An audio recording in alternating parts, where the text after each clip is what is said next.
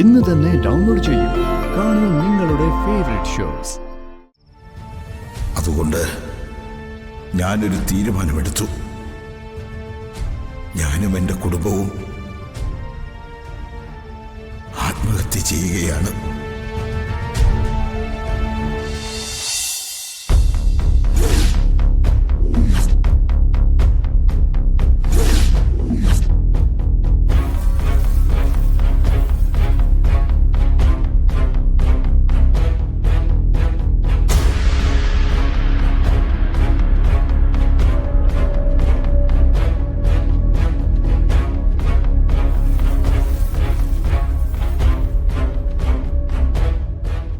Sir ഈ കേരളം മുഴുവൻ വലവരിച്ചിട്ടും കിട്ടാത്ത പ്രതിയല്ലേ ഇവൻ.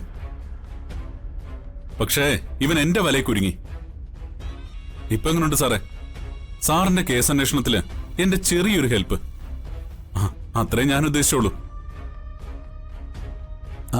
അയ്യോ, എന്നെ നോക്കണ്ട. ഞാൻ ഈ കളിയൊന്നും ഇല്ല കേട്ടോ. അപ്രതീക്ഷിതമായിട്ട് വന്ന് വിട്ടുപോയതാ.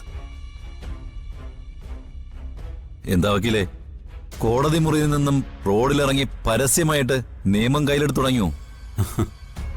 ഞാൻ പറഞ്ഞല്ലോ, വരുന്ന വഴിക്ക് ഈ പ്രതിയും ഒന്ന് രണ്ട് ഗുണ്ടകളും ഇയാളും കൂടി ഒരു സംഘർഷം ഉണ്ടാകുന്ന കണ്ടപ്പോ ഞാൻ ഇടപെട്ടുവെന്നേ ഉള്ളൂ. ഒരു രക്ഷാപ്രവർത്തനം, അത്രേ ഉള്ളൂ. ആ നന്നായി വക്കീലേ, ഇവന് വേണ്ടിയുള്ള വല വിരിച്ച് കാത്തിരിക്കുകയായിരുന്നു ഞാൻ. ഏതായാലും നിങ്ങൾ രണ്ടുപേരും കൂടി ഒരു നല്ല ജോലി ചെയ്തു. കൺഗ്രാറ്റുലേഷൻസ് രണ്ടുപേർക്കും. പക്ഷേ ഇതൊരു ശീലമാക്കണ്ട. വക്കീല് കോടതിക്ക് പുറത്ത് നിയമം കയ്യിലെടുക്കുന്നത് അത്രയ്ക്ക് നല്ലതല്ല. വക്കീലിനല്ലേ നിയമം അറിയൂ. കോടതിയോ ഗവൺമെന്റോ പറയുന്ന നിയമം നടപ്പിലാക്കിയല്ലേ പോലീസിന് ശീലം. ഞങ്ങളുടെ വീടിന്റെ മുറ്റത്തെ പഴങ്ങഞ്ഞിക്കട തല്ലി പൊളിച്ചതിന് ഒരു പരാതി ഇവനെ കുറിച്ച് സാറിന് ഞങ്ങൾ തരാനിരുന്നതാ. അപ്പോഴാ ഇവൻ എന്റെ കയ്യിൽ വന്ന് ചാടിയത്. എന്നാ പിന്നെ നേരിട്ട് സാറിനെ കൊണ്ടുവന്ന് ഏൽപ്പിക്കാന്ന് വിചാരിച്ചു. അതെന്തായാലും നന്നായി. ഡോ, ഇവനെ പിടിച്ചോണ്ട് ലോക്കപ്പ് ഇട്. ആടേങ്ങോട്ട്. അല്ല വക്കീലേ, ഒരു കാര്യം ചോദിക്കാൻ മറന്നു. നിങ്ങൾ തമ്മില് നേരത്തെ പരിചയമുണ്ടോ? എന്തിനാ സാറേ മുൻപരിചയം? കാണേണ്ടവര് കാണേണ്ട സമയത്ത് കണ്ടുമുട്ടുന്നല്ലേ പറയുന്നേ. അത് ശരിയാ. പക്ഷേ ഇത് കുറച്ച് നേരത്തെ ആയി പോയോ എന്നൊരു സംശയം.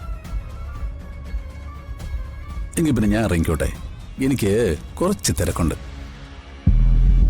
ഞാനും ഇറങ്ങുക, എനിക്കൊരു ഓട്ടോ ഉണ്ട്. ശരി, അപ്പൊ കാണാം. പിന്നെ ഇവന്റെ ദേഹത്ത് ആവശ്യമില്ലാത്ത മുറിവും ചതവൊന്നുമില്ലല്ലോ? പരമാവധി അതില്ലാതിരിക്കാൻ ശ്രദ്ധിച്ചിട്ടുണ്ട്. രാജീവ് പേടിക്കണ്ട. ഇക്കാര്യത്തിൽ നിയമപരമായ എന്ത് പ്രശ്നം ഉണ്ടെങ്കിലും അത് ഞാൻ ഏറ്റു. പോരെ? രണ്ടുപേരുടെ ഓരോ സ്റ്റേറ്റ്മെന്റ് വേണ്ടി വരും.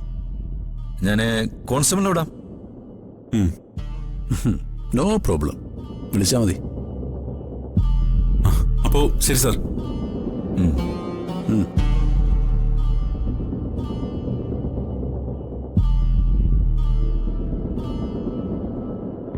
സാർ, ഇതാണ് എന്റെ അർച്ചന.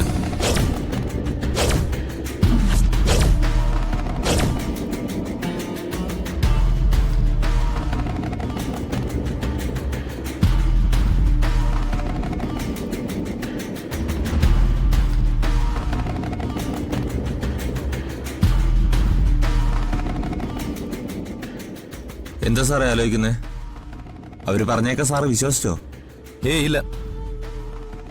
എന്തായാലും അവര് കൊണ്ടുവന്നല്ലേ, ഇരിക്കട്ടെ.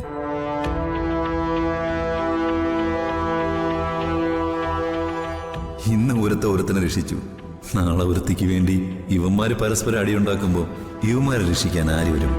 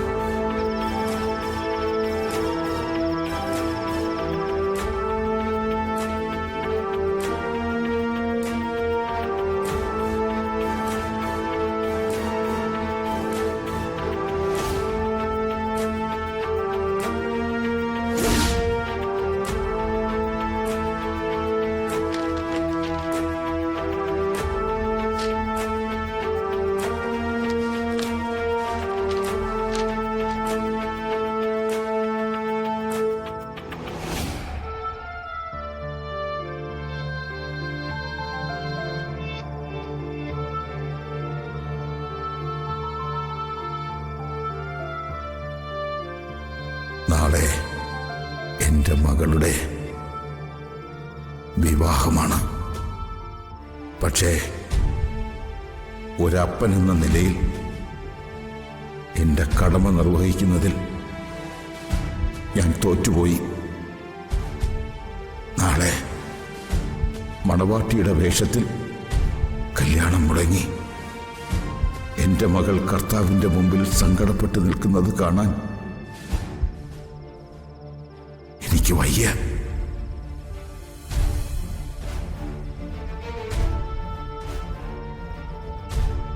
സേതുമാധവന്റെ വീട്ടിൽ നിന്ന് കിട്ടാനുള്ള പണം കിട്ടുമെന്ന് എനിക്കിപ്പോൾ ഒരു പ്രതീക്ഷയുമില്ല.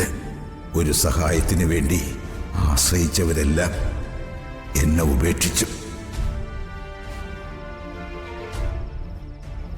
നാട്ടുകാരുടെയും ചെക്കൻ്റെ വീട്ടുകാരുടെയും ഇടവകക്കാരുടെയും മുമ്പിൽ ഞങ്ങൾക്ക് നാണം കെട്ട് നിൽക്കാൻ വയ്യ.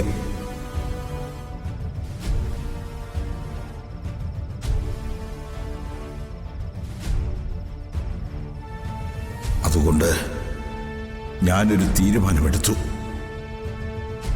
ഞാനും എൻ്റെ കുടുംബവും ആത്മഹത്യ ചെയ്യുകയാണ്.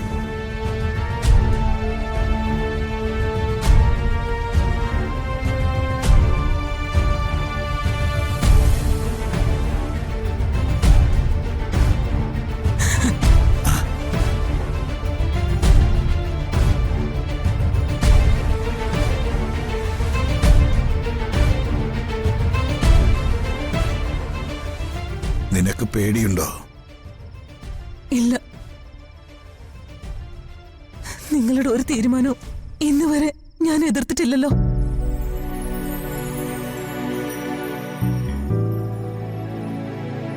നമ്മൾ തോറ്റുപോയടി. പള്ളിമുറ്റത്ത് നാട്ടുകാരുടെ മുന്നിൽ നാണം കെട്ട് നിൽക്കാൻ വയ്യ.